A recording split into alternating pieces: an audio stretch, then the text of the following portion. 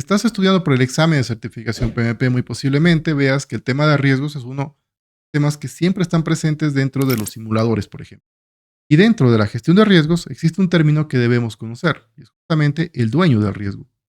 El dueño del riesgo es una persona muy importante en la gestión de riesgos. Y en este video vamos a conocer cuáles son sus características, cuál es su rol dentro del proyecto y por qué es importante que nosotros tengamos siempre designado un dueño de riesgo para cada uno de los riesgos de nuestros proyectos.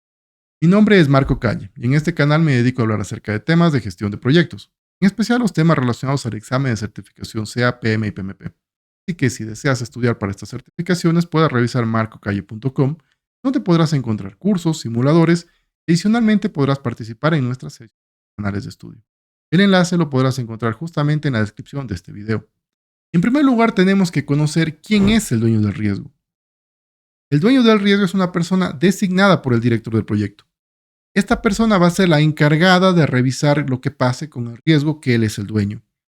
Debe ser la persona más capacitada y que conozca de mejor forma al riesgo que ha sido identificado y que ha sido designado para él. De esta forma, el dueño del riesgo es el responsable de ese riesgo.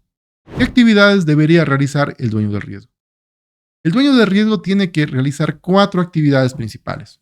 La primera es monitorear el riesgo. Debe ver qué está pasando con el riesgo, si el riesgo se mantiene o si el riesgo necesita ser actualizado.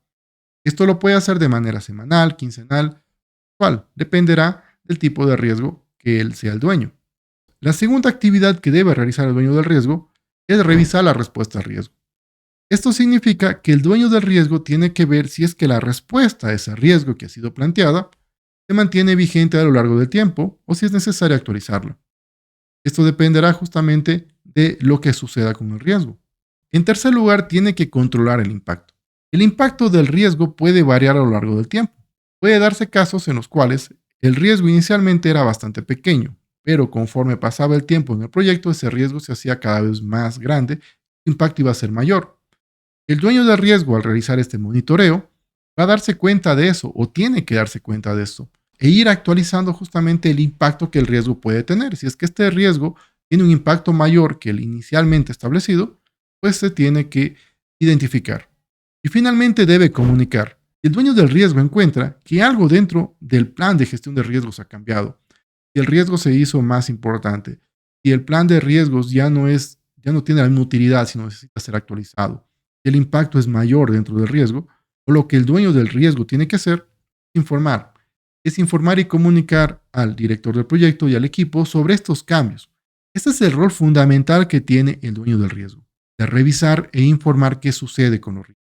Algo que debemos considerar siempre es que, aunque en un proyecto exista un dueño del riesgo, y este dueño del riesgo sea responsable de ese riesgo, no solamente él será el responsable, sino que tenemos que ser responsables todos. Todos dentro del proyecto debemos estar atentos ante posibles riesgos que puedan existir. No se debería dejar toda la responsabilidad en el dueño del riesgo, sino que todos deberíamos participar sobre todo en la identificación de riesgos. Si vemos que existe un nuevo riesgo o si un riesgo puede afectar a nuestro proyecto, deberíamos informar. De esta manera, la gestión de riesgos es un elemento que debe ser realizado por todo el equipo e inclusive por los mismos interesados de nuestro. De esta manera vemos la importancia que tiene el dueño del riesgo dentro del plan de la gestión de riesgos. ¿Quieres conocer cuáles son las estrategias que podemos ocupar para planificar una gestión adecuada de riesgos? Puedes revisar el video que lo encontrarás justamente en la parte de acá. Saludos y nos vemos en el próximo video.